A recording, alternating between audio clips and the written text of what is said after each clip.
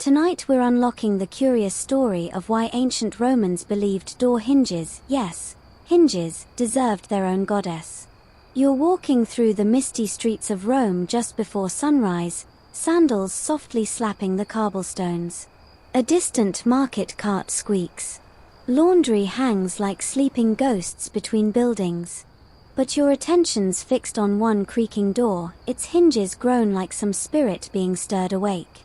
You step over the threshold, and suddenly, it's not just a doorway. It's a barrier, a symbol, a guardian, a portal. And you're not alone. Romans actually had a goddess for this exact moment. Her name was Cardea, and she governed the very hinge, the turning point between inside and out, past and future, sacred and profane. Sounds ridiculous? Possibly. But in a world where nearly every act had cosmic meaning, Cardea wasn't just protecting the door. She was guarding your soul. You probably won't survive this, if you don't properly knock, or if you slam the door too hard. The spirits might notice. The threshold might remember. So, before you get comfortable, take a moment to like the video and subscribe, but only if you genuinely enjoy what I do here. And hey, let me know in the comments where you're tuning in from and what time it is for you. Now, dim the lights, and let's ease into tonight's journey together. You lean your weight on the wooden frame. It groans a little, and your fingers brush over the cold iron hinge. And just like that, you've crossed into Cardea's domain. She wasn't a major goddess, not flashy like Venus or terrifying like Mars. You won't find temples to her on postcards. No epic poems. No bloody myths. But she was essential.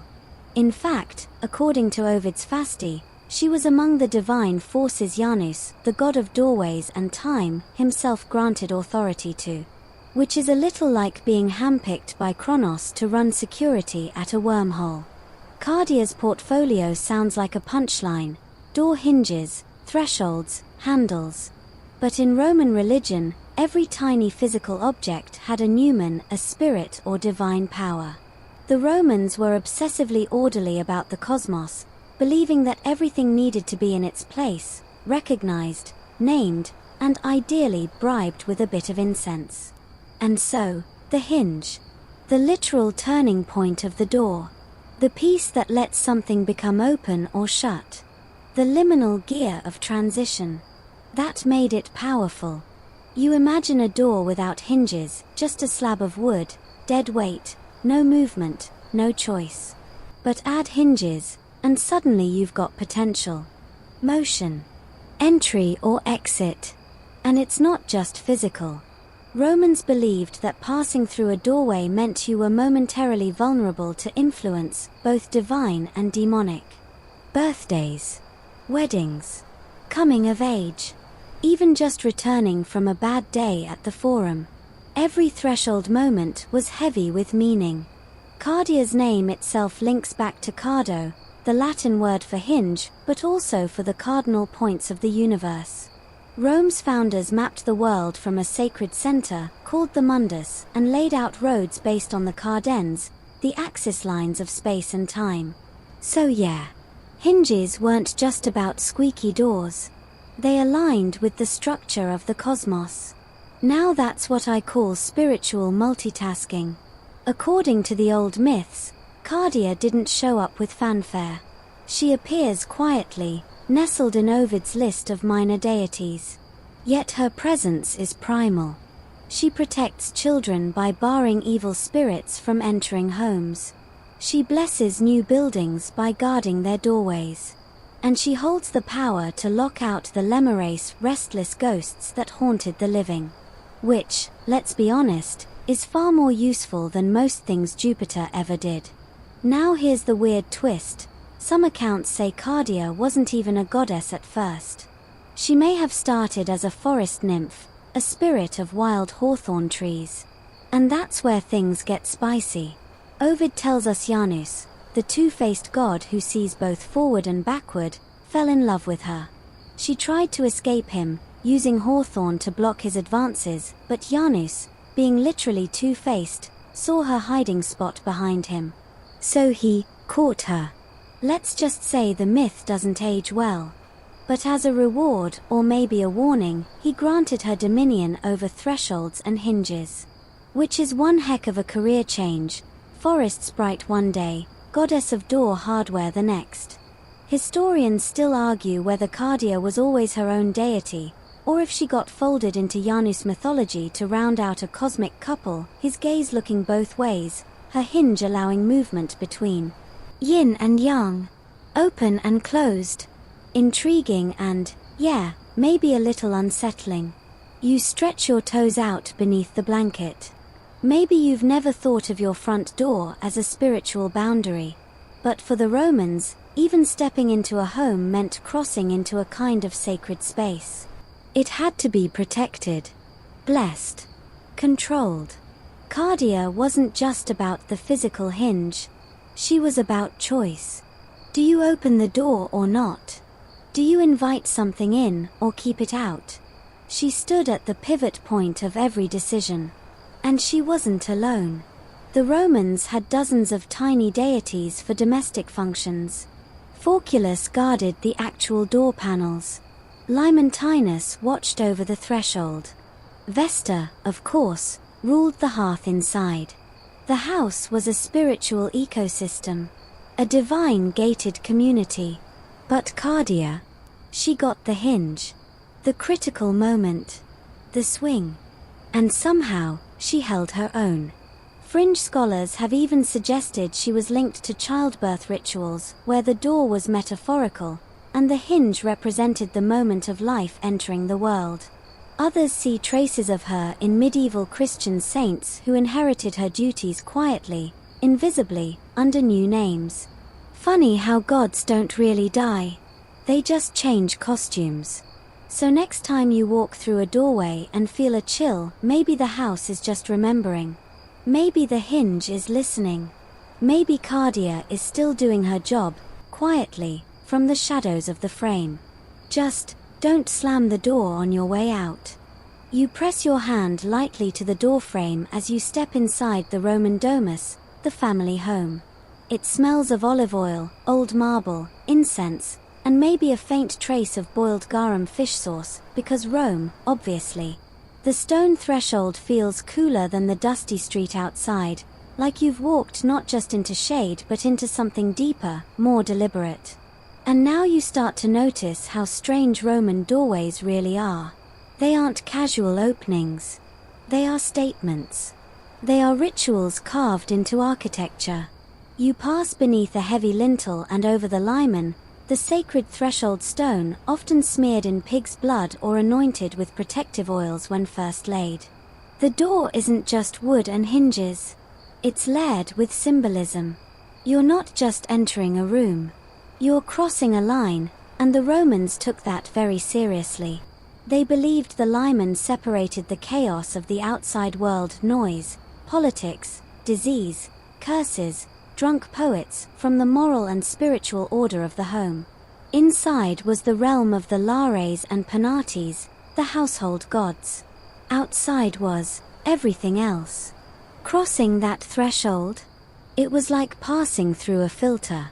You had to be clean, respectful, even mentally prepared. Kind of like entering a temple or, for modern comparison, your mom's freshly mopped kitchen floor. Historians still argue whether this obsession with thresholds came more from Greek influence or from older, native Italian religious traditions. Either way, by the height of the Roman Empire, doorways had become spiritual checkpoints. And who was posted at that checkpoint? Our girl Cardea. Imagine a Roman house party. People in togas sipping watered-down wine, arguing about Virgil or cabbage prices. But before guests even get inside, the entrance has to be properly prepared. Wreaths hung, offerings placed, incantations whispered, all to keep out misfortune. If someone crossed the threshold in a bad mood, or with evil in their heart, the spirits could take that as an invitation. And no one wants vengeful Lemures gate-crashing dinner. Oh, and here's a fun, creepy fact. If someone died suddenly or violently in a Roman house, the body had to be carried out feet first. Why? So the spirit wouldn't look back and try to stay. The threshold was like a firewall. Even the dead needed to be guided through it properly. You pause near the doorframe. It's wider than you'd expect, meant to accommodate litters and wedding processions. The hinge creaks softly, and suddenly you wonder how many times someone whispered a charm here. How many fingers brushed the wood for luck. How many kids were told, "Don't play on the limen, or the gods will trip you." It wasn't just about danger. The threshold also represented transition, hope, and new beginnings. When a baby took its first walk, it was over the doorway stone. When a young man left for military service, he kissed the lintel. When a merchant returned from abroad, he stepped onto the limen with an offering. This wasn't just home improvement. This was spiritual choreography, and the architecture played along. Many Roman doorways were double-doored, swinging inward and outward, which created a kind of spatial ambiguity. Even the hinge itself, Cardea's sacred mechanism, allowed the possibility of either movement. In or out. Invitation or refusal. The universe was undecided until the hinge made its choice. Sometimes, the symbolism got downright theatrical. Roman generals returning from victorious campaigns would stage elaborate entrances. They didn't just walk into the city. Oh no. They processed through the Porta Triumphalis, a special ceremonial gate accompanied by music, slaves carrying treasure, and someone whispering "Remember you're mortal" in their ear. Why? Because the act of crossing a gateway was a cosmic event. The general wasn't just entering Rome. He was re-entering the sacred heart of order. Meanwhile, back at the modest domus, everyday Romans still bowed slightly at their own doorways. Not because they had to, but because it felt right. There's something eternal about that gesture. Small, humble, acknowledging the invisible. You've probably done it yourself without realizing, pausing at your door, fingers on the frame, waiting to step out into the day. And then there were auspices. Oh boy! The Romans didn't mess around with planning big moments. If you were about to build a house, take a job, or even host a banquet, you might first consult the augur, a priest of divination who interpreted omens, often based on birds. Yes, birds. The direction a bird flew over a doorway? Potentially life-altering. A bad omen? Cancel everything. A good one? Light the incense and call Cardea. One fringe idea, floating around in dusty corners of academia, is that Cardea herself was connected to bird divination, possibly as a symbolic guardian of interpretation. Her hawthorn wand, after all, was said to repel Strige's evil, bird-like witches that preyed on infants. So there's your weekly nightmare fuel. You're welcome. But again, this makes sense in the Roman mind. The door wasn't neutral. It was a contested space. Open the door, and you invite both good and evil. Leave it closed too long, and you risk stagnation, isolation, spiritual rot. The hinge, Cardea's precious hinge, had to swing, had to decide. And that moment of swing, it was everything. You run your hand along the wood. Maybe it's carved, maybe it's plain, but now you know what's hidden inside it. Generations of rituals, of whispered prayers, of fear and hope and quiet respect. So next time you walk through a door, any door, take a second. Feel the frame. Listen for the hinge. Maybe it's creaky, maybe it's smooth. Either way, it's still doing Cardea's work. And she's still listening. You step deeper into the Roman house, and there's a draft, cool, subtle, barely brushing your ankles. The kind that makes you look behind you, just to be sure the door's still shut. You glance back at it, and it seems to grin in silence. 2 panels. 2 hinges. 2 directions. And somewhere, if the legends are true, 2 deities. Cardea didn't work alone. She had company, one in particular. His name was Janus. Janus is famous for having two faces, one looking forward, the other back.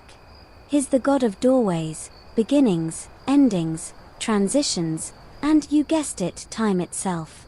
But what most people forget is that Janus wasn't just about grand cosmic cycles or New Year's Day, which is named after him, by the way. He was also very into doors. Like, architecturally. His temples always had two entrances. His presence was invoked first in nearly every Roman religious ceremony, because no matter what you did, you had to begin somewhere. And that somewhere was a threshold. So it makes perfect mythic sense that he and Cardea would eventually cross paths. Two gods of movement, of opening and closing, of the moments between moments. It's basically a divine meet-cute, except it's Roman mythology, so it gets weird fast. The poet Ovid tells us that Cardea was a woodland nymph. She liked to hang out in the forest, possibly dodging creepy demigods and sipping dew like a Pinterest witch. But she had a trick. She'd lure men to a cave, say wait here, I'll be right back, then disappear. Classic ghost move. She was a tease and proud of it. Until, of course, she tried it on Janus. Now, here's where it gets mythologically problematic. Janus, being two-faced, saw her leaving even as she thought she was arriving. So he catches her. And, according to the story, he takes what he wants. Ovid tells it with a poetic shrug, as if it were just another Tuesday in the divine realm. It's unsettling, but also telling. This myth wasn't just about romance. It was about power. Because after the encounter, Janus gives her a gift, dominion over thresholds, protection of children, and the magical hawthorn wand to ward off evil. It's part blessing, part bribe, and part metaphor for shifting control. Cardea, once elusive and untouchable, becomes rooted. She goes from a being of the forest to a goddess of the hinge, still liminal, still between, but now tied to the home. Historians still argue whether this whole myth was a later invention to plug gaps in Rome's religious logic. Was Cardea just invented to give Janus a divine counterpart? Or was she an older, possibly Etruscan deity who got absorbed and renamed? There's not much textual evidence, and most of what we know comes from Ovid, who was more interested in poetic flourishes than strict theology. Still, the myth has a symbolic richness that sticks with you. Janus represents time's flow, past and future, regret and anticipation. Cardea represents the mechanism of transition, the swing, the change, the hinge. He sees the path. She opens the door. Without her, Janus is stuck watching. Without him, she's just circling the forest, dodging creeps. Together, they form a complete metaphor for how the Romans saw change, as both seen and enacted, observed and done. You step over a crack in the floor, probably nothing, but you instinctively avoid it. And suddenly it hits you how deeply ingrained this stuff is. We still treat doorways with superstition. Don't walk under a ladder. Knock 3 times. Carry the bride across the threshold. Say bless you when someone sneezes, because their soul might escape. It's not far from ancient Rome's door spirits to our weird little rituals. Back in the myth, Cardea's hawthorn wand becomes her signature tool. Hawthorn was sacred to the Romans. They believed it repelled evil, especially those pesky striges, nocturnal bird witches who, let's be honest, sound like something Guillermo del Toro should absolutely adapt. Cardea would hang bits of hawthorn in children's bedrooms, twist it into door wreaths, and wave it like a magical stop sign against malevolent forces. The idea was that her power wasn't violent or loud, it was preventative. She didn't fight evil. She closed the door before it got in. There's something kind of brilliant about that. Her whole function was about timing. She didn't just swing the door. She chose when to swing it. Let that sink in. She wasn't the god of motion. She was the goddess of precisely the right moment for motion. If Janus is the roadmap, Cardea is the traffic light. And that matters, because the Romans were obsessed with timing. Auspices. Omens. The perfect day to do literally anything. They believed if you got the moment wrong, everything else could collapse. So a goddess who governed hinges, those little ticking pivot points, wasn't minor at all. She was essential. Now, as you wander deeper into the quiet Roman house, you pass another doorway. This one leads to a small room with a terracotta floor and a low ceiling. No furniture. Just a tiny household shrine tucked into a wall niche. It's dark in here. Peaceful. There's a burnt offering in the corner, probably incense, maybe a little wine. A coin, too, left as tribute. You imagine the homeowner whispering to the door before leaving each morning, "Cardea, hold this place shut. Keep my family safe. Let nothing foul cross this line." A lot of people think Roman religion was all orgies and blood sacrifices. But most of it was this small, private, everyday rituals at thresholds. You didn't have to believe in the gods literally. You just had to respect them. Especially the ones watching your doors. So, as the wind rustles the curtain and you catch the faintest creak of a hinge, remember, there's no such thing as an empty doorway. And every hinge still turns with purpose. You blink slowly in the low light of the Roman atrium. It's quiet now, almost too quiet. The kind of quiet that makes you realize your heartbeat has a sound. Then, just as you're starting to feel relaxed, the wind kicks up outside. The door moans. A loose shutter slaps the wall. And you remember something. Romans didn't just fear what might come through the door. They feared what might already be waiting on the other side. Because in Roman folklore, doors were not just physical objects, they were spiritual battlegrounds. And what haunted the edges of the doorway? Lemures. Lemures were the restless dead souls who didn't get proper burials, or who died in anger, betrayal, or disgrace. They didn't show up as friendly Casper types, either. Think more along the lines of vengeful shadows who slip under the doorframe while you're asleep and try to, well, let's just say they weren't coming in to borrow sugar. That's why Cardea's job was so critical. As the goddess of the hinge, she didn't just swing doors open and shut. She determined what was allowed to pass through and what would be denied, repelled, or flung back into the night with a symbolic slap from a hawthorn branch. You see, the Romans believed that doorways were like cracks between dimensions, thin places where the spiritual world could leak into the material one. During festivals like Lemuria, people would wake at midnight, walk barefoot through the house, and toss black beans behind them to feed and distract the lemures. The head of the household would chant with these beans, "I redeem me and mine 9 times, then clang bronze pots to scare off any spirits still lingering near the door. You can imagine Cardea standing silently by the entrance, hawthorn in one hand, one eye on the latch, the other on the shadows. She didn't banish ghosts, she blocked them. A spiritual bouncer with squeaky hinges and divine authority. Quirky detail for you. Some Roman households nailed animal skulls or tiny figurines above their doorframes to act as decoys or bait for evil spirits. Others simply scratched protective words into the wood like Vade Retro, go back, or, more cheekily, a doodle of a phallus. Yep. Romans believed the evil eye could be warded off by good old-fashioned explicit iconography. Because nothing says don't haunt this place like graffiti of anatomy on your porch.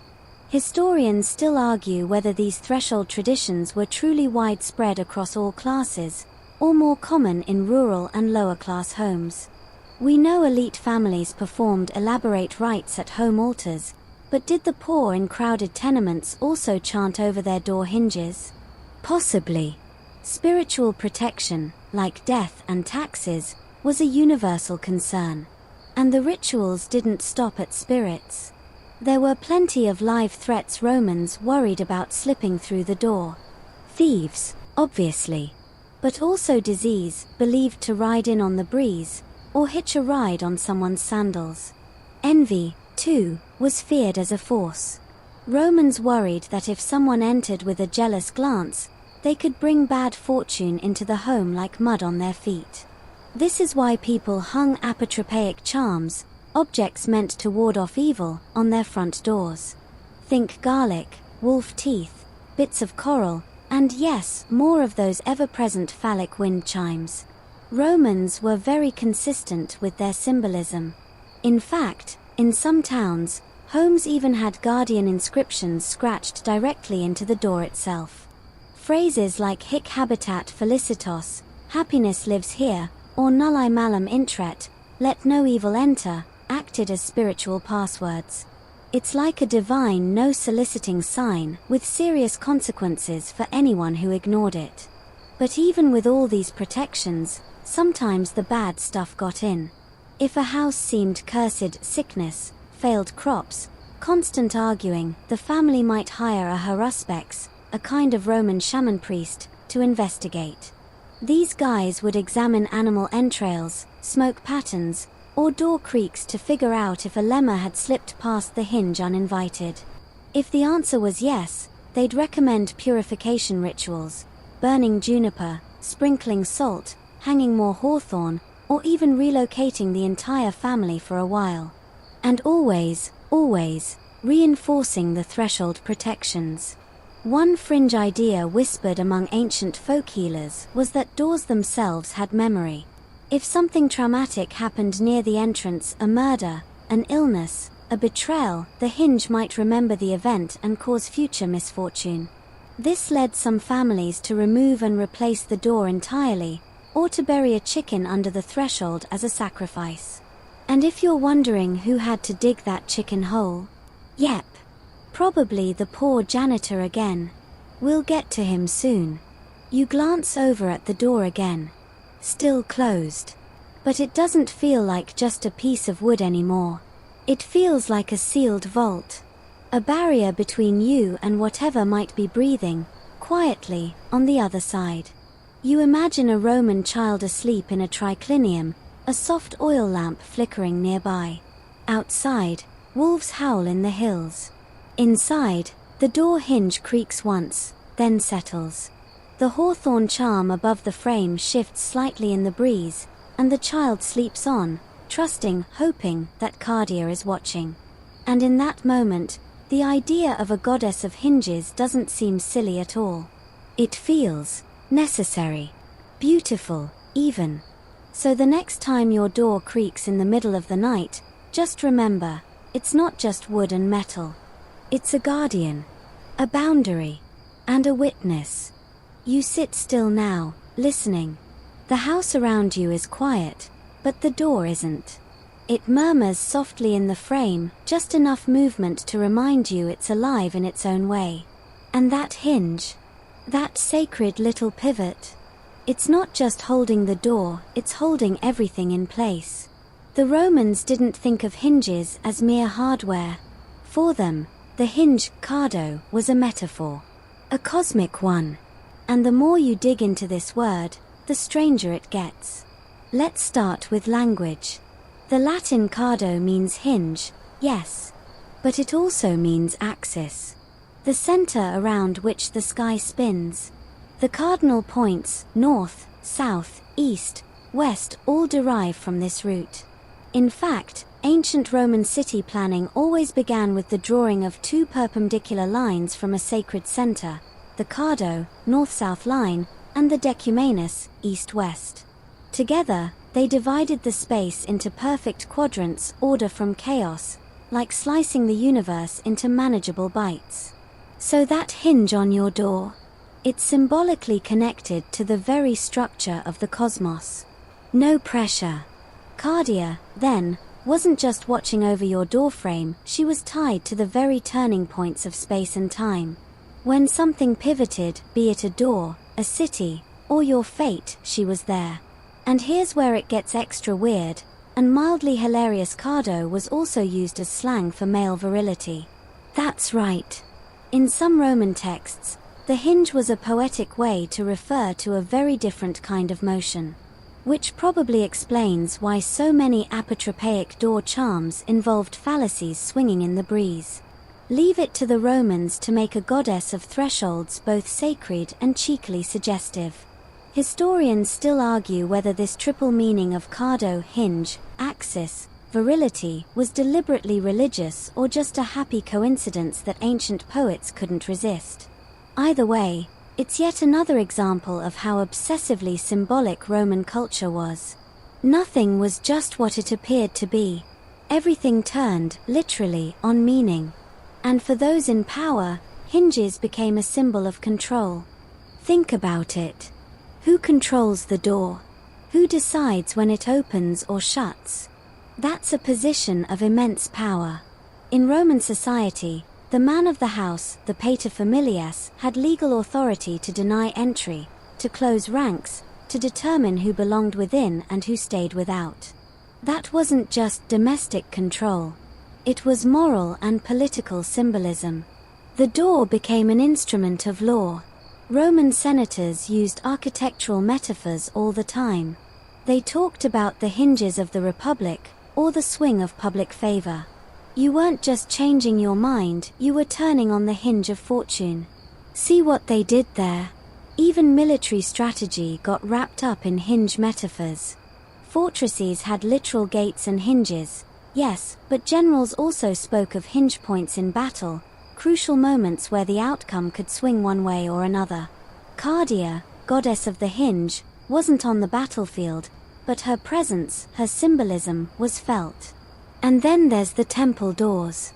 Now, this is peak Roman drama. Major temples often had grand bronze or gold-plated doors. These were only opened during certain festivals or rituals.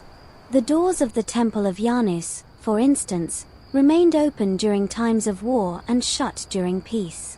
When Augustus famously closed them, signaling an end to conflict across the empire, it was a huge deal. Not just politically, but spiritually. As if the whole empire itself had stepped back inside, bolted the latch, and whispered, "We're safe now." You have to wonder, did they invoke Cardea at those moments? Did anyone light incense for the goddess of the hinge when the doors closed? Or was she too humble, too domestic, for public spectacle? Possibly. But the symbolism was still there. And just when you think it can't get more metaphysical, cardo also shows up in Roman virtue ethics. There were 4 cardinal virtues: prudence, justice, fortitude, and temperance. Why cardinal? Because they were the hinges upon which all other virtues turned. Literally, the moral foundation of life swung on the same word as a door. It's enough to make you want to kneel at your front step and say sorry for every time you kicked the door open with your foot. Now, let's pivot to a quieter corner of Roman life, the public bathhouses. You wouldn't think of them as hinge-heavy environments, but oh, they were. Marble doors, steam-hinged partitions, even rotating platforms in some of the fancier ones. Cardea's influence may have followed people into the steam, whispering from every bronze pivot and carefully guarded change room door. Fringe historians like to joke that Cardea was the goddess of awkward pauses. Those moments right before action, when everything could go either way. When a senator paused at a door, hand hovering over the latch, or when a general hesitated at a war council, the hinge wasn't just mechanical. It was spiritual. It waited with them. There's something profound in that. You stand now in your imagination, beside a door in ancient Rome. Your hands on the handle. It could open. It could stay shut. The world tilts slightly. Somewhere inside the hinge, a choice begins to form. Not loudly. Not suddenly. But deliberately. Like a whisper becoming a sentence. That's Cardea's magic. Not thunderbolts. Not earthquakes. Just that moment. That turn. And maybe, just maybe, she's still waiting on the other side, wand in hand, eyebrow raised, daring you to swing the door. The door opens again, slowly this time, with a tired creak that echoes down the corridor like an exhale. You glance at the hinge, that tiny but mighty joint of bronze, and you wonder who's listening. Because if we're talking about Roman doorways, we have to talk about the one person who kept the whole thing working, spiritually and practically, the janitor. Yes, you heard that right. Janitor. In ancient Rome, janitor didn't mean the night shift floor polisher or the guy with the cart of brooms at your middle school. It came from Ianua, the Latin word for door, and Janus, the two-faced god of thresholds. A janitor was the doorkeeper, the guardian of the entrance, and in elite Roman households, he was no mere servant. He was the gatekeeper of reputation, order, and often, safety. Imagine you're walking up to a senator's mansion on the Aventine Hill. You don't just knock. You have to be admitted. And that means passing the janitor. He's standing at the entrance, maybe with a staff, maybe just with a practiced stare. He decides whether you're welcome, whether the master will see you, whether you're worthy to cross the sacred limen. And here's the twist, the janitor was part of the threshold ritual. Each day, when the household performed their morning devotions to the lares, guardian spirits, the janitor played a role in maintaining the spiritual cleanliness of the entry. He swept the steps, not just to get rid of dust, but to sweep away ill fortune. He arranged offerings. He watched for omens. A bird landing on the lintel? That wasn't just wildlife, it was a possible message from the gods. You'd better believe he noticed. In some households, the janitor even wore a small charm or amulet to protect himself from spiritual attack. Because let's be honest, if lemures or curses were going to sneak in, they'd have to get past him first. Historians still argue whether janitors held any formal religious status, or if their duties were more like magical maintenance. What we do know is that they weren't cleaning up spilled wine at dinner parties. They were more like sacred bouncers stationed between the chaos of the outside world and the sanctum of the Roman home. Oh, and if you think being a janitor was a sleepy job, guess again. If someone tried to force entry, he'd be the first one in a brawl. If a client showed up too early or too often, he had the thankless task of telling them to come back later. And during political unrest, fires, riots, or the occasional visit from an angry debtor, he might be the only thing between the door and a crowd. Imagine trying to keep the hinges from being torn off by a mob with torches. No pressure, right? It wasn't always glamorous. Most janitors were enslaved or freedmen, often older, trusted, and chosen for their loyalty. The job came with long hours and, we suspect, a healthy dose of sarcasm. After all, when your entire job is door-based, you learn to appreciate the irony of people coming and going like it's nothing, while you stay put, day after day, like a living hinge. And then there's the goddess in the background. Cardea. The janitor didn't pray to her by name, necessarily, but her presence hovered around his duties. The door hinge he oiled each morning, that was sacred space. The charms he checked for theft or decay, her symbols. The creak he listened for in the middle of the night, maybe just wind, or maybe something else. Fringe accounts suggest that in some households, janitors carried hawthorn twigs or wore them on a belt. Officially, that was to ward off evil spirits, especially striges, those nightmare bird witches again. Unofficially, it was also a quiet nod to Cardea, whose wand was made of the same wood. A symbol of protective authority, passed from goddess to doorman. There are even graffiti records, yes, ancient Roman graffiti, where janitors left notes or crude jokes near their doorposts. One Pompeii house has a scratched line reading, "I let in fools, but not thieves." Another just says, "Don't knock. I see you." You can almost hear the sigh in the handwriting. You sit now at the edge of the atrium, watching the doorway flicker in the lamplight. The janitor would have stood just here. One hand on the latch, one ear turned toward the street, one eye always scanning for the unexpected. You wonder if he ever talked to the hinge, or left a little wine for Cardea when no one was looking. Doors, after all, are only as powerful as their keepers. And keep in mind, Rome didn't just have home janitors. There were janitors at temples, schools, public baths, and even prisons. They opened and shut the spaces where life unfolded. Births, deaths, trials, debates, prayers, punishments.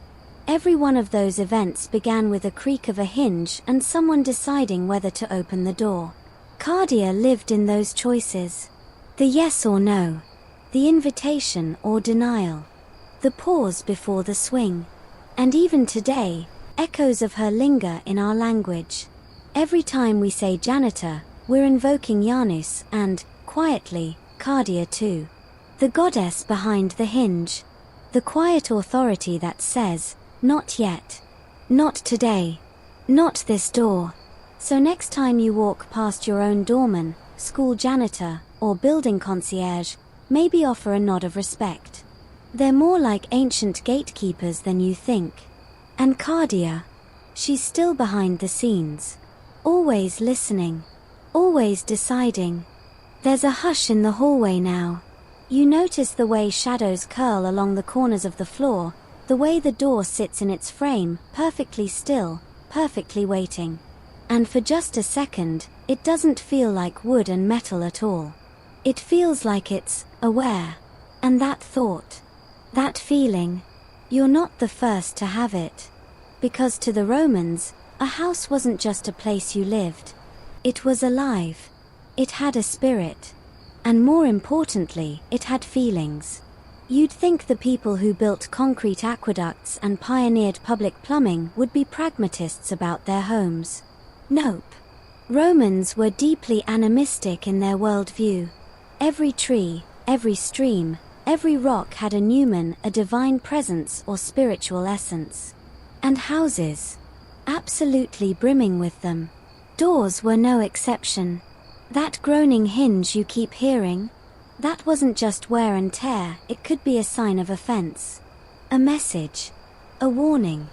If you slammed the door too hard, you weren't just being rude, you were possibly insulting the spirit of the house. And that hinge, that was Cardea's zone. You just disrespected the goddess.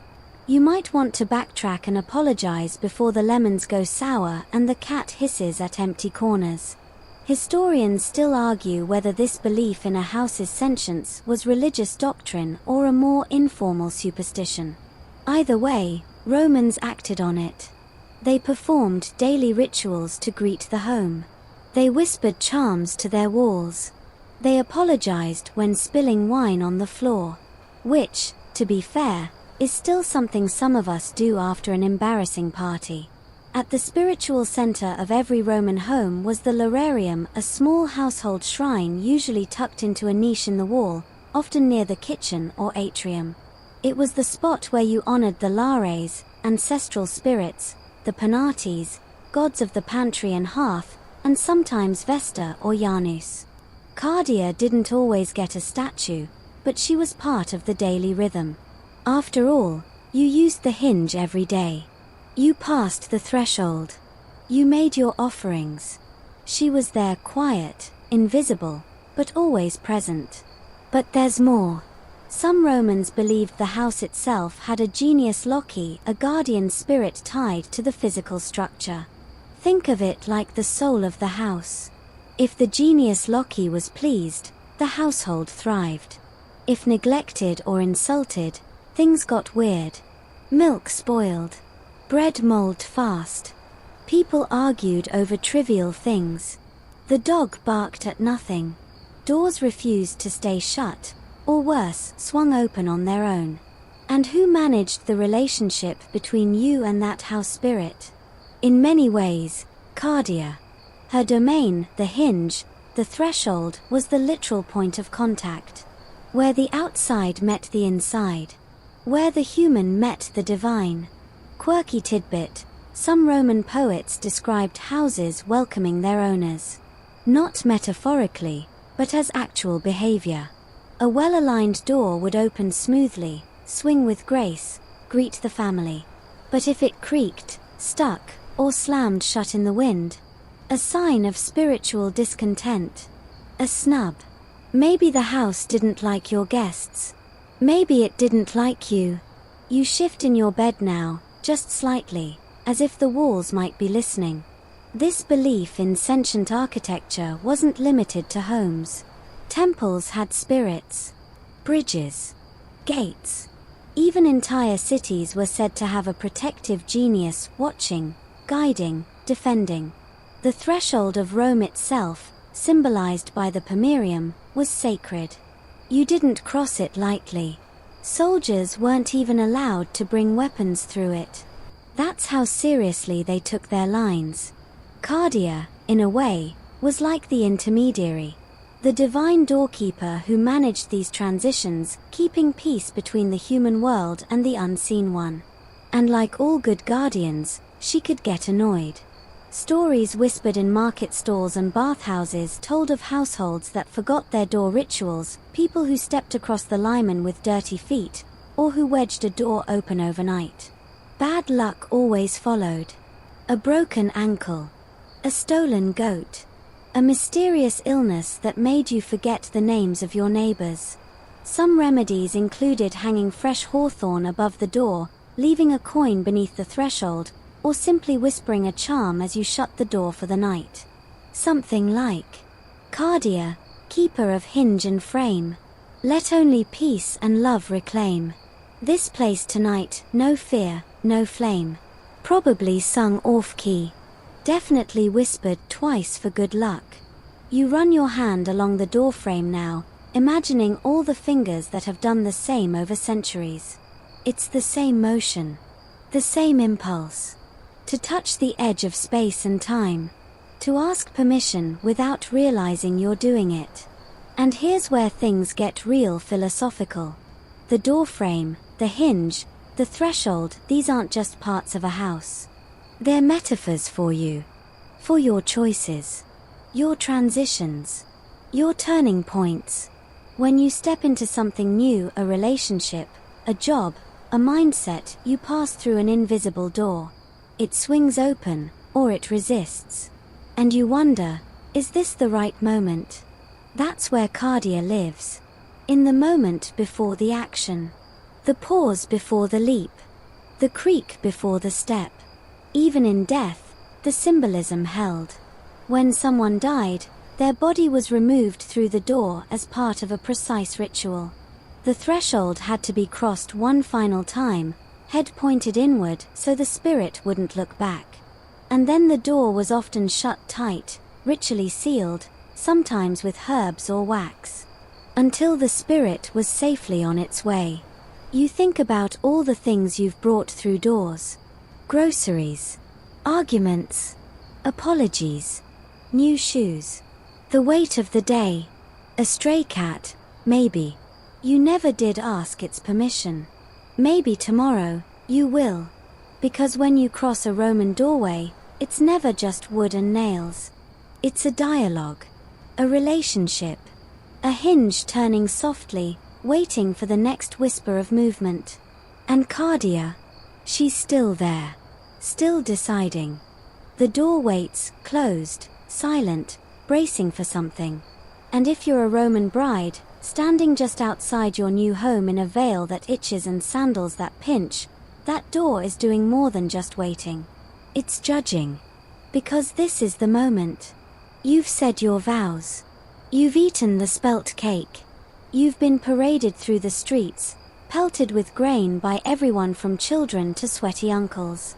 And now, here you are, clutching the arm of your new husband as your feet hover over the threshold. And you absolutely, positively must not trip. The Roman wedding threshold moment wasn't just symbolic, it was loaded, packed tighter than a scroll in a senator's inbox. The bride wasn't allowed to walk across it on her own. She had to be carried. Literally scooped up and whisked through the doorway, while everyone else clapped, cheered, and probably made at least one awkward joke about fertility. Why? Because thresholds were dangerous. To the Romans, the liman, the doorstep, the boundary between the street and the inner sanctum, was spiritually volatile. It was a crack between worlds, a place where good things might enter, but bad things absolutely loved to sneak in. That meant ghosts, curses, spiteful exes, you name it. But it also meant memories.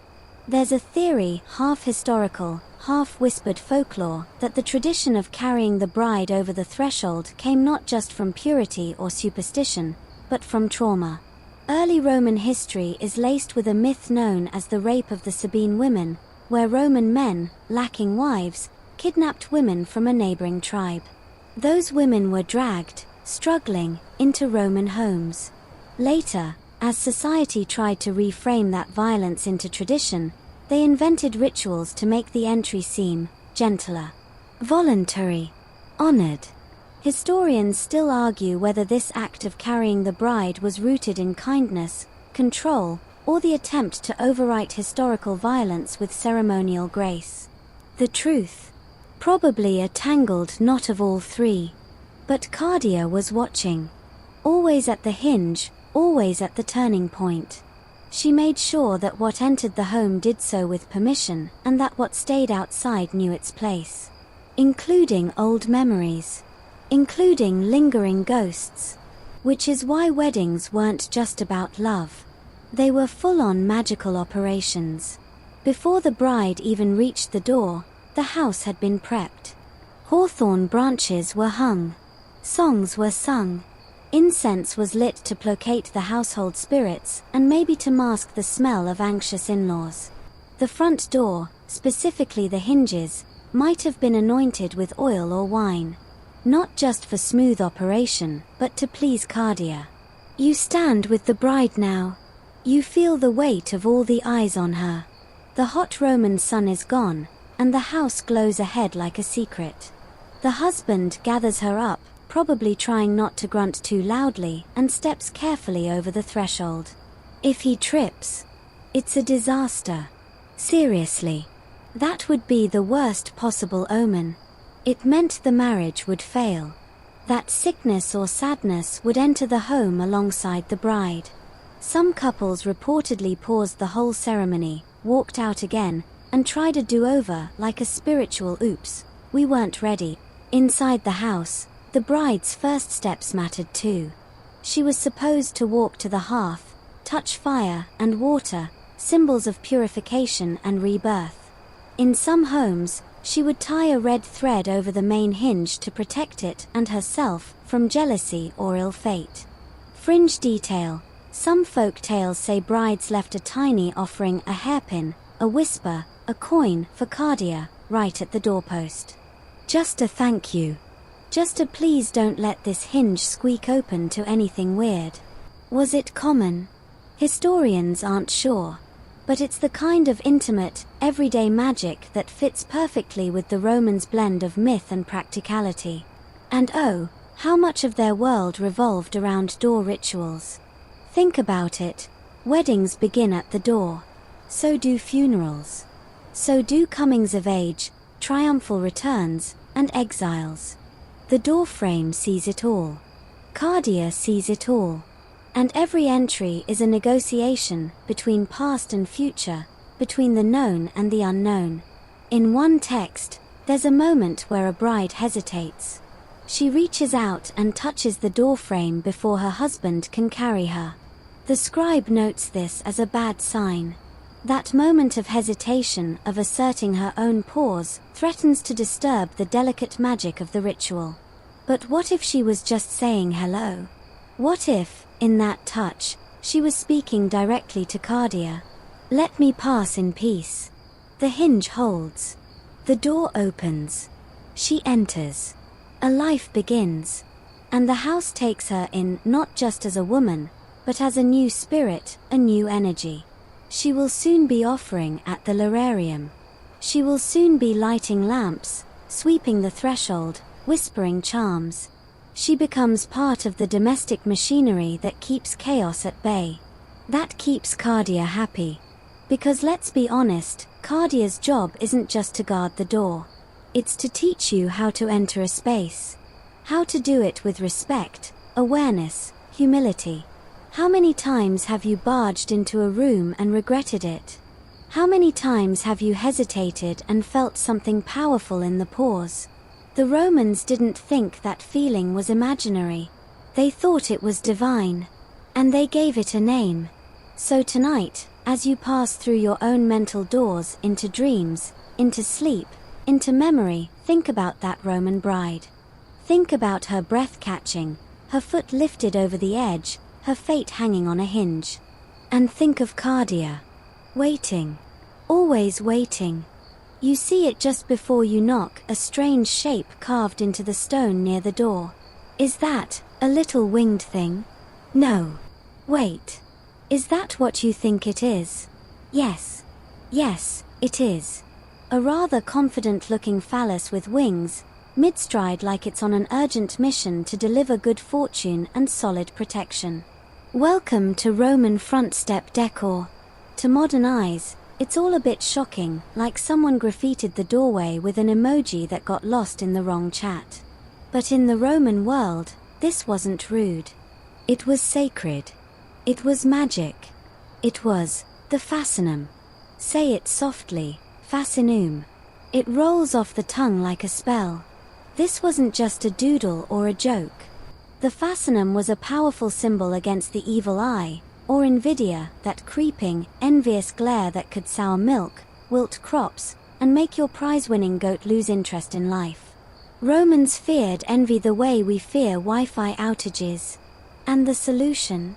A good, old-fashioned talisman, one that made envy blush and backpedal. And so they placed winged fallacies above doors. On wind chimes. On jewelry. On babies. Even on generals during parades. Because to the Romans, laughter and embarrassment were magical shields. If your amulet made someone snort, or raise their eyebrows, or look away in shock, bam, you'd disrupted the malicious gaze. The spell was broken. Evil eye deflected. Your household remained safe. And where was this magic most needed? That's right. The threshold. Cardea's turf. The door was the first and most vulnerable place for envy to slither in. Visitors brought more than gossip and bread loaves, they brought energy. Vibes. Sometimes not so nice ones. So the Romans gave them something to look at. Something to trip up that envious glance before it could latch onto your luck. Some households had wind chimes shaped like tintinnabula, little bronze figures with oversized genitalia and bells that jingled in the breeze. The sound distracted malicious spirits. The visuals, well, those were just bonus defense mechanisms. Historians still argue whether these door guardians were serious religious items or playful folk magic. But honestly, why not both? For the Romans, the spiritual and the silly were often tangled. A fart during a ritual might be rude, or it might be a divine interruption. Depends on the context. Depends on the mood of the gods. Or your grandmother. Alongside the fascinum, you'd also find bundles of hawthorn, a prickly plant sacred to Cardea herself. The hawthorn was believed to repel witches, ill-intentioned visitors, and wandering spirits. It was often woven into wreaths and hung above the doorway, sometimes twisted into the hinge itself. Cardea, according to Ovid, used hawthorn wands to ward off evil, especially the kind that came for children. In fact, one legend has her protecting newborns by planting a hawthorn branch in their nursery or above their cradles. If the hinge was sacred to her, then so was every opening, especially the metaphorical ones, like birth, first steps, and new beginnings. Back at the door, you'd also find eyes, painted, sculpted, or even real ones from fish glued to the wall. Don't cringe. This was eye versus eye warfare. You use one eye to block another. Envy couldn't sneak past a gaze that never blinked. Quirky detail. Some people whispered protective charms as they entered their homes, something as short as "may the door swallow harm, not luck." Kids were taught these lines like lullabies. One wrong step over the threshold could ruin your whole day or life, if you believed hard enough. And people did believe. You look at your own door differently now. The little scratch in the wood. The creaky hinge. The place you throw your keys. That's not just the start of your home, it's your shield, your filter. Every time you cross it, something comes with you. Or doesn't. Some Romans even rubbed oil into the wood of the doorframe, mixed with crushed herbs or wine. Not for looks. For protection. For Cardea. For continuity. That door wasn't just a physical object, it was a spiritual valve. If a neighbor crossed your threshold and something bad happened afterward, like you dropped your favorite amphora or your daughter got a weird rash, you might blame their energy. Or their glance. Or the absence of a proper offering to the hinge goddess. Forgetting to greet Cardea was like ghosting your house's security system. In markets, you could buy little charms to tuck above the door or under the mat. One popular item, a bronze key-shaped amulet engraved with the words for Cardea and Janus, keepers of the door. It was meant to lock out the unseen. A kind of early do not disturb sign for the supernatural. The layering of these protections tells you something about the Roman psyche. These were not people who felt totally safe. They felt constantly watched by gods, by spirits, by fate, and by neighbors. And when you're being watched, you get clever about your defenses. Especially the subtle ones. The ones with jokes hidden inside. You chuckle now, remembering all the little carved fascina still visible in Pompeii on walls, on thresholds, even pointing like little weather vanes from rooftops. That city froze mid-life, mid-laughter, mid-magic. And the symbols survived, daring anyone to ignore their bold little message. Not today, evil eye.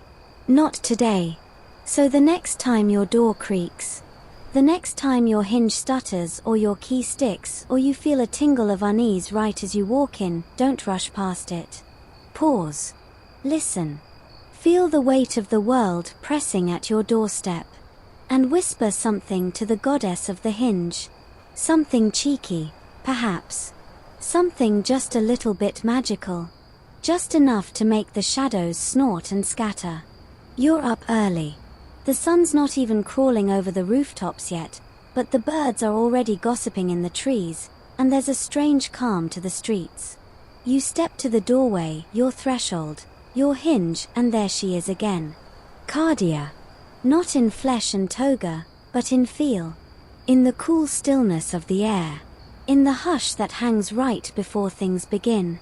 She waits at the turning point of day and night, watching both directions. You remember now, she's not just about wood and metal. She has another symbol, one even older than the hinge. The hawthorn twig. And birds. Oh yes, birds. That's how you really get to know Cardea. See, Cardea isn't a front-page goddess. She doesn't have massive temples or marble statues.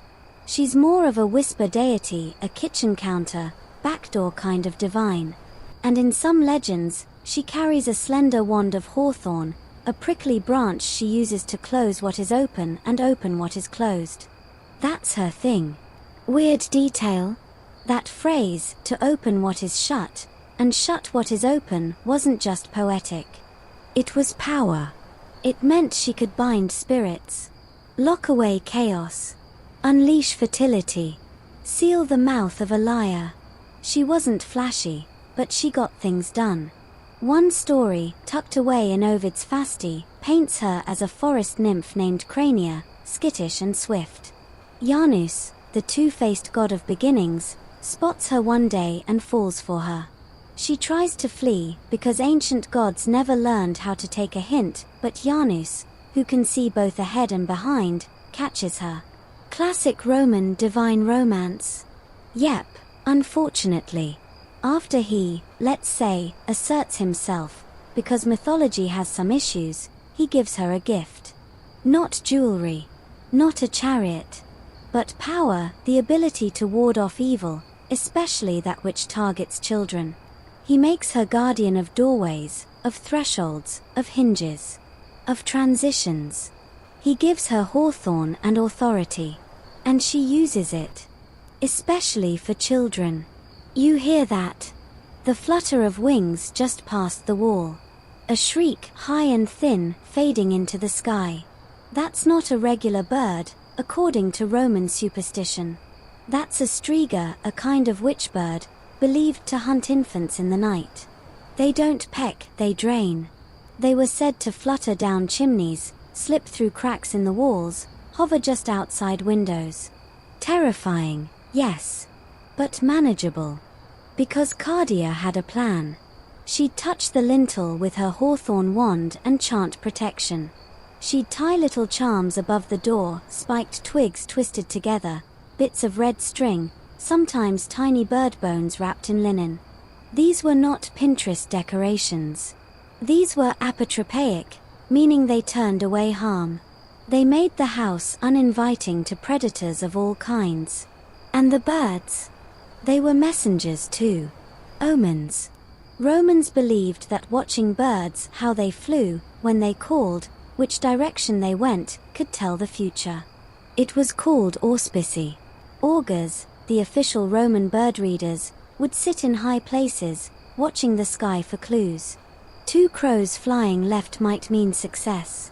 An owl before dusk could mean doom. And don't even talk to them about chickens not eating. That was an emergency. And Cardea, who once flitted through the woods herself, knew the language of wings.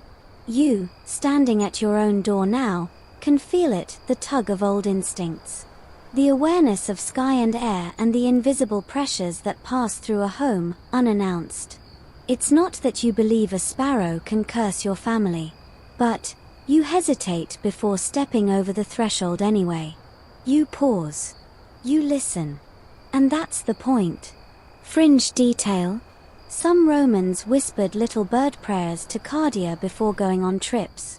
They'd ask her to keep the wind loyal and close the mouth of misfortune.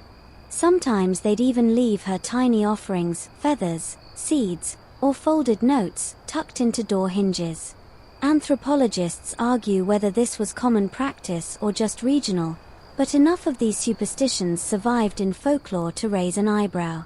The hawthorn wand itself became a kind of folk relic in medieval times, used not just against spirits, but as a charm in childbirth or a tool in midwifery. Sharp, sacred, and stubborn. Just like Cardea. And that's what she offers you, not fireworks, not miracles, but resistance. Quiet, daily resistance to chaos, to bad luck, to anything that dares sneak past your door without your permission. Even today, when you hang a charm on your doorknob, or pause before unlocking your apartment, or knock twice just in case, that's her. That's Cardea at work. You step back from the doorway. You notice the hinge. Just a slab of brass or steel, right? But look again. That hinge holds the whole thing up. It's the pivot of motion. The point of decision. Open or closed. Welcome or denied. Future or past. And if Cardea's hawthorn touches it, then it's more than hardware. It's a sacred seal. Next time you hear the squeak of your door at night, listen closer. It might just be the wind.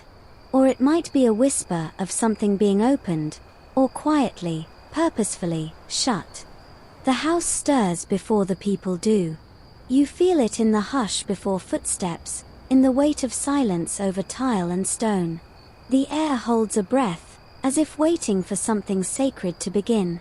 And sure enough, it does, quietly, predictably, like the flicker of a candle or the turning of a hinge. You slide out of bed, pad across the cool floor, and head straight for the household shrine, the lararium. It's tucked into a corner near the atrium, painted with tiny figures, nestled with offerings. A few raisins. A splash of wine. A whisper of incense. Every morning, the Romans greeted their gods this way. Not the thunder-throwing, crowd-drawing deities of the capital. No, this was for the smaller ones. The quieter ones. The ones who lived with you. And Cardea, she was on the guest list. She might not have had her own grand altar in every home, but where thresholds were respected, she was honored. Where hinges squeaked open with care, she listened. She lived in the routine, in the act of sweeping the doorstep, in the hand that reached for the latch with intention. In the soft, daily rituals that kept chaos outside and warmth inside. At the Narration, you light a wick and speak her name, maybe aloud, maybe in your mind. Cardea, keep this door strong. Keep harm shut out. Keep luck flowing in. She shares space here with the Lares, guardian spirits of the household, and the Penates, protectors of food and storage. Together, they make a kind of spiritual security system, less Alexa, more ancestral force field. Some homes included Janus, too, with his twin faces ever watching the thresholds. You drop a bit of bread near the little altar. Not too much. Just enough for the spirits to feel noticed. Ignoring them, that's how you get a cracked vase or a sleepless night. Not because they're vengeful. Just easily insulted. Like a cat with cosmic powers. One mainstream historical fact we know, Roman households were deeply ritualistic. Scholars agree that daily worship wasn't optional, it was cultural glue. Children learned these practices early, lighting the lamp, sprinkling the salt, helping mix the morning offering. Even the paterfamilias, the father of the house, had duties at the shrine. This wasn't delegated to a priest. It was personal. And the threshold? It was part of the ritual choreography. You don't just walk over it without thought. Some families stepped in with the right foot first, a sign of good fortune. Others tapped the doorpost or muttered protective phrases. Quirky tidbit. Some Romans believed the threshold had a literal mouth. That it could swallow curses or spit out unwanted spirits if treated right. They'd smear oil or wine across it during festivals. Or place tiny coins under the hinge, meant as bribes to the invisible guardians. Cardea, in these small gestures, was not a goddess of spectacle. She was a goddess of intention. Of presence. Of knowing where you stand and which way you're facing, because doors don't just open one way. You remember now that certain days were dangerous for thresholds. The calends, first of the month, for example, carried extra spiritual charge. People cleaned their doorsteps with rosemary and salt. Some even painted symbols on the inner face of the door, protective eyes, little hands, a hawthorn prick etched in charcoal. Historians still argue whether these markings were officially tied to Cardea or just generalized folk magic, but her name pops up enough to make you wonder. Even today, in some rural Italian traditions, there's an echo of her hawthorn charms hung above doors during May festivals, said to keep witches from entering the home. You lean against your own door now, feeling the cool wood under your palm. That contact, it's more than texture. It's a tether. The door is a witness. Every time someone crosses it, something is exchanged: energy, emotion, intention. In Roman thinking, this was a two-way valve. Joy entered. Sadness departed. Visitors brought stories. You offered hospitality or resistance. But always, the doorframe watched. And always, the hinge turned like a clock, marking the rhythm of life. A lovely fringe belief: if someone left your home in anger, you were supposed to whisper an apology to the threshold. Just to keep the peace. Just in case the door took offense on your behalf. Yes, even the furniture had feelings. At festivals like Carmentalia, honoring birth and prophecy, people hung garlands around their doors and spoke blessings to the household gods. Some whispered directly to the hinge, asking Cardea to soften what is stuck or close the paths of grief. She wasn't just the gatekeeper, she was the fixer. The tuner. The quiet janitor of emotional energy. Which brings us to the root of her power: repetition. Cardea teaches you that protection isn't always loud. It's in the daily acts. The coffee placed just so. The key turned with attention. The door opened slowly, not slammed. Every act of care reinforces the boundary. Every offering says, I see you, unknown forces, and you're not getting in today. So when you sit with your family over breakfast, when you laugh while the cat tries to climb the curtain, When the outside world buzzes but can't quite pierce the stillness inside, that's her, too. That's what Cardea guards. Not the wood. Not the lock. The life inside. And when night comes, and you latch the door, you do it with a final word under your breath. Maybe not in Latin. Maybe not even consciously. But the message is clear. Stay closed. Stay safe. Stay sacred. You wake from a dream, something strange, flickering at the edge of memory. A hallway. A door. Something, watching. You don't remember opening it, but it swung wide on its own, didn't it? And just before you woke up, something stepped through. Welcome to the Roman nighttime. The moment the sun set, every hinge became a question mark. Every creak meant something. Every shadow near the door might not just be a draft, it might be a message. Or worse, a guest. In Roman culture, sleep wasn't just rest, it was a portal. Dreams weren't fluff, they were serious business. Messages from the gods. Echoes from the dead. Warnings from the future. And sometimes, just sometimes, the dream itself was the danger. Which brings us right back to the doorway. Because in Roman belief, the threshold was not only a boundary in the physical world. It was a kind of filter for the unseen. And the goddess Cardea, whose hawthorn wand shut what should not be opened, was invoked not only in daylight but in dream. The sound of a creaking hinge at night. Romans took that seriously.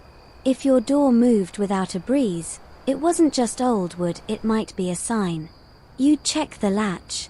Maybe touch the frame and mutter a charm. One old folk phrase went something like, Cardea, hold firm the gate of sleep. The connection between dreams and doors ran deep.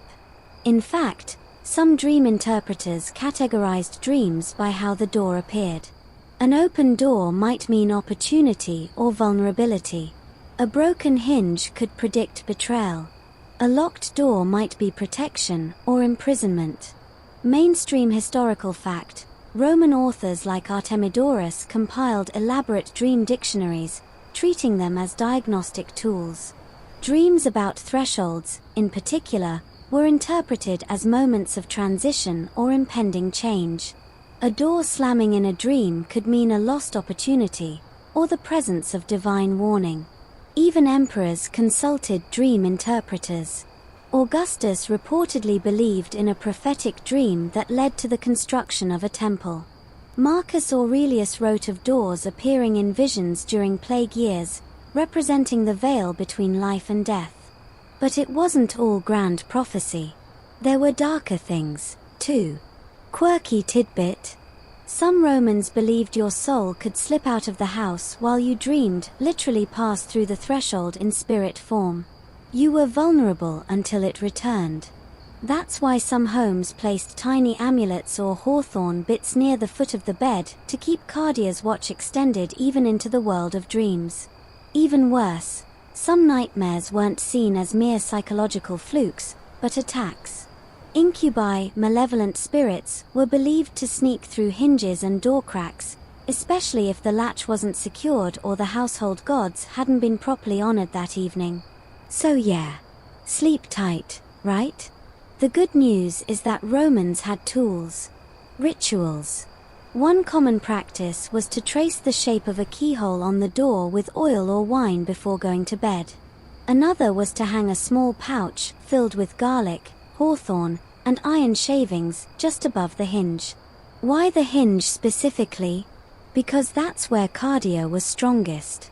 Hinges weren't just mechanical parts, they were liminal points. The spots where movement happened. Places of invitation or denial. You stretch now, in your own room, and look at your modern door. Just a simple slab. Maybe a metal knob. But think about it, it still clicks. It still swings. It still makes that tiny sound when no one's near it. The psychology hasn't changed much. Even today, people dream of doors, locked ones, endless hallways, strange hinges. Door dreams are among the most common types reported across cultures. And that's not coincidence. That's threshold memory, a subconscious echo of something ancient. Historians still argue whether Cardea had a formal role in Roman dream rites, or whether her association with night protections was purely folk tradition. But she shows up in charms found near sleeping chambers, and her hawthorn branch was often part of dream-warding rituals performed by midwives or wise women. One nighttime tradition was to knock once, just once, on the door before bed. Not to alert anyone, but to let the house spirits know, the day is done. Guard what lies within. Think of it like setting your spiritual alarm system. Romans even told stories about haunted hinges, doors that wouldn't stay shut, or ones that refused to open, as if Cardea herself were pushing back against what lay beyond. In some versions, she wasn't just a protector. She was a judge. If your dream self wasn't ready, the door would remain shut. You'd wake confused, unsettled. Lesson learned. But let's not stay entirely in the dark. There were also dreams of comfort, of Cardea standing at the door with her hawthorn wand, holding off spirits, smoothing creaks, sealing cracks. People reported waking from such dreams feeling clearer, steadier, as if someone had reset the hinges of their life. You roll to your side, feeling the faint weight of covers. You glance at your own door again, not out of fear, but with a new kind of respect. What thresholds are you crossing in your life? Which doors are you keeping shut, and which are you ready to open? Because that's Cardea's lesson in sleep as well as waking. Be mindful of your thresholds. They're not just between rooms. They're between states of being. Between fear and courage. Between who you were and who you're becoming. And when you dream again tonight, if you see a door, remember to look at the hinge. It just might be gleaming with hawthorn light. The door doesn't slam shut. It eases. Slowly, quietly, like a story ending in ellipses rather than a full stop. That's how Cardea vanishes. You don't notice it at first. There are still doorposts. Still hinges. Still thresholds carefully stepped over. But somewhere between the rise of Christianity and the fall of the old Roman ways, the goddess of the hinge slips out the back without a fuss. You stand at a worn threshold in the 4th century now. Rome is crumbling, not just the buildings, but the belief systems. A bishop preaches in Latin to a crowd that once gave thanks to the household gods. He raises a hand. No hawthorn. No Janus. Just a sign of the cross. By the time you blink, the lararium is gone. Mainstream historical fact: as Christianity spread across the Roman world, the old deities were systematically replaced or repurposed. Shrines to household gods were discouraged, and pagan rituals were rebranded as superstition or sin. Public temples fell into disrepair. Private devotion had to go underground or be sanitized. Cardea doesn't stand a chance. She wasn't grand enough to become a martyr, or terrifying enough to be demonized. She's no Bacchus, tempting Christians to denounce indulgence, no Mars to be rebranded as warlike sin. She was just practical, domestic, quiet, which is exactly why she doesn't disappear. Because here's the thing, doors don't stop mattering just because you've changed who guards them. Quirky tidbit: in some early Christian households, saints quietly slipped into the roles once held by the old gods. Saint Peter, keeper of the heavenly gates, starts getting prayers that once might have gone to Janus. And Cardea, she lingers in the rituals, even if not by name. A 5th century bishop complains about parishioners still placing charms upon their lintels and invoking protections at the hinge. He calls them heretics. But what he's really saying is, the old patterns are hard to erase. Women still hang hawthorn above doorways during childbirth. Farmers still bless their doors at solstice. There's even a tradition of knocking 3 times on a door for good luck, an echo, maybe, of Cardea's wand tap. Historians still argue whether Cardea was ever fully worshipped in an organized priesthood or whether she was entirely folk-level from the start. This makes tracking her fade even more complicated. You don't lose what was never centralized. She disperses, like steam. Not forgotten, exactly, just absorbed. In some medieval folk records, especially in rural Italy and southern Gaul, you'll find references to the Lady of the Threshold or she who guards the wood. No official saint bears that title. No clear legend.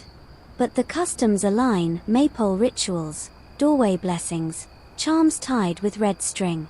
Sometimes her hawthorn wand becomes a Christian cross. Other times, a bundle of herbs blessed by a local priest who may or may not know the root of the practice. Old wine in a new bottle. There's even a minor medieval saint, Saint Cardea, mentioned briefly in a 10th century manuscript, credited with protecting children from evil at night. There's no miracle story, no grand biography. Just a name, and a promise. It's possible she never existed. Or, it's possible someone remembered Cardea and simply changed the spelling. You pass through time again. Houses change. Doors evolve. Hinges modernize. The old creak becomes a factory-made click. But humans? Still walking in and out. Still blessing, cursing, locking, whispering. What does this tell you? Maybe that gods don't die, they relocate. They hide in habits. In muscle memory. In that strange instinct to knock before entering, even if no one's inside. In that little flutter when the door creaks at night. Cardea was never about grandeur. She was about function. And function, dear listener, is sticky. It lingers. It adapts. So maybe she's still here. Not as a statue or a name, but as a pause. That moment before you open the door. That breath you take before stepping into the unknown. That voice, your own or someone else's, that says, be mindful. Be safe. Be welcome. And isn't that the oldest spell of all? You're standing at a modern threshold now. Nothing carved in marble, no hawthorn wands tucked behind stone columns. Just a regular door. Maybe it squeaks a little when you open it. Maybe it swings smooth as silk on oiled hinges. Either way, it works. And you never really think about how until you do. Because this ordinary, rectangular piece of your house holds more magic than you expect. And somewhere deep in the layers of tradition, design, and behavior, Cardea is still peeking out. Today's world is full of engineered efficiency. We don't leave raisins at shrines anymore. We leave reviews. We don't bless the doorframe. We lock it with an app. But the essence of what Cardea represented, still alive, still working the night shift. Mainstream historical fact, the design of modern door hinges still carries over mechanical principles from ancient Rome. Roman engineers invented the pivot hinge, anchoring a door at both the top and bottom using sockets, a design so effective it's still used in monumental architecture today. Many archaeologists have found bronze or iron hinge components from Roman homes, some with decorative flourishes and protective symbols etched in. And it wasn't just about movement, it was about meaning. You cross thresholds daily. Work, school, gym, store, friend's house, your own front door. Each one has weight. Each one marks the end of one version of you and the start of another. You don't just walk through, you transition. Whether you notice or not. Cardea understood that. She didn't stop you from moving, she helped you do it well. Quirky tidbit. In some architecture circles today, you'll still hear designers refer to a living hinge when talking about doors that serve as part of the structure's rhythm. That phrase, living hinge, has roots in ancient concepts of movement, transition, and protection, echoing the idea that a hinge is not just a part, but a pulse. You can also thank her influence for the superstition of never stepping on a threshold directly. That one still shows up in Eastern Europe and parts of the Mediterranean. Couples being carried over the threshold? That's not just romance, it's leftover ritual. A way to trick whatever spirits might still be watching the liminal line. If you don't touch it, maybe it won't notice you. There's a reason we say crossing a threshold when we talk about major life changes. Graduating. Starting a new job. Getting married. Leaving something behind. Thresholds aren't just wooden hinges, they're emotional triggers. Historians still argue whether this persistence is cultural or instinctual, whether humans are hardwired to mark transition points or whether we're just very good at repeating patterns that feel safe. Either way, the hinge still turns. And we still listen. Take a moment right now. Picture the last time you stood at a doorway, not just physically, but metaphorically. A big decision. A hard goodbye. A step toward something terrifying or thrilling. Did you hesitate? That's the hinge. That's Cardea. She doesn't whisper warnings or wave flaming swords. She just waits. She gives you the pause. The breath. The gentle push or gentle hold, depending on what you need. Even in pop culture, echoes of her survive. Think about every haunted house movie you've ever seen. What's the first thing that creaks? The door. What do people yell when danger's near? Don't go in there. Lock the door. Shut it, quick. The tension is always at the threshold. That's not accidental. That's ancient instinct. Now, imagine a horror movie where the door swings open slowly on a hinge, and instead of a jump scare, nothing happens. That's Cardea, too. She reminds you, not all doors lead to terror. Some lead to warmth, to change, to growth. You sit in your room, thinking about your own front door. Maybe tomorrow you'll open it differently, with a little more reverence. Maybe you'll tap the frame as you leave, just once. Not because you believe in gods of hinges, but because it feels right. Grounding. Thoughtful. There's comfort in small rituals. Lighting a candle. Saying a phrase. Touching the doorknob with your left hand every morning before work. These might seem random, but they're your modern charms. And while Cardea might not need her name spoken, she's there in the repetition. In the quiet choice to mark a beginning or an ending. She's the gentle spirit of smooth transitions. The goddess of momentum with mindfulness. The protector of those on the edge of something. She's the breath you take before walking in. She's the click of the latch that keeps the night out. And as long as there are doors, and hinges, and people who hesitate for just a second before they cross, Cardea lives. The door's already half open. You just haven't noticed. It's not a Roman villa anymore. It's not a thatched cottage on the edge of the empire, either. It's wherever you are. It's now. And it's always been now, because that's what thresholds do. They collapse time into a single choice. And at this last moment of our journey, you're standing at Cardea's favorite place once more, on the edge of something. You turn the knob, and step into memory. Cardea, goddess of hinges and thresholds, never wore a crown. She wasn't sculpted in marble, paraded in forums, or worshipped in grand temples. She was more subtle than that, an idea, a habit, a whisper in wood.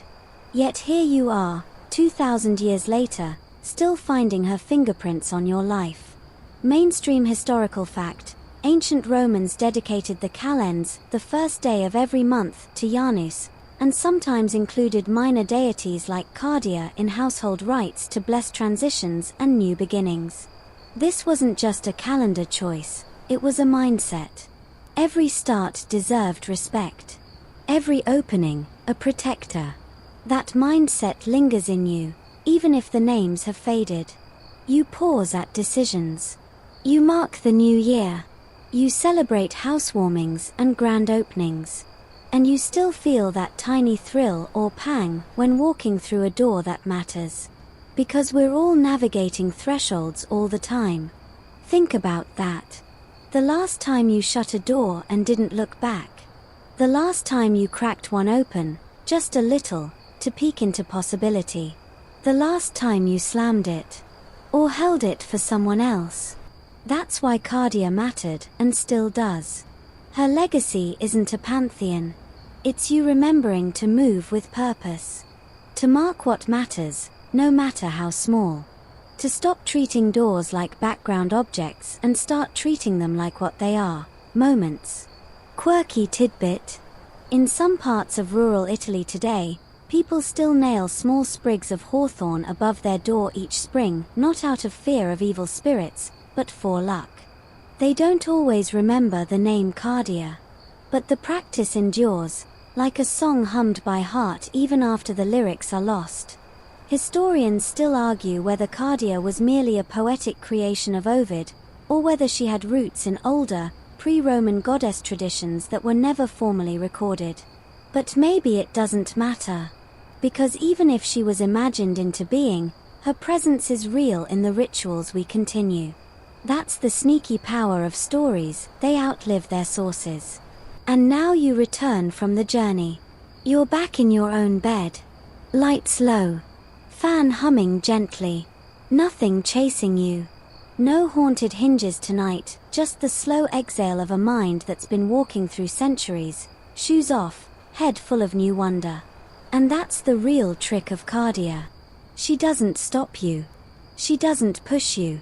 She waits at every door, every metaphor, every night. And she watches as you become something new. So now, finally, the door begins to close, not with a slam, but a soft click. You hear it, not just with your ears, but somewhere deeper, behind the ribs, in that quiet place where old stories settle. Let it fade now. Let it drift.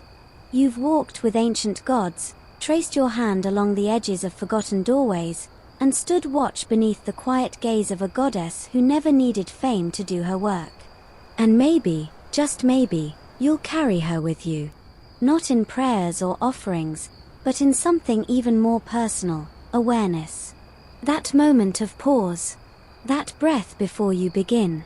That glance at the door not just as a thing, but as a threshold between noise and silence, action and stillness, then and now. Let your limbs get heavy. Let your thoughts spread out, wider and slower. Picture a door now. Not a scary one. A quiet one. Just standing there, waiting.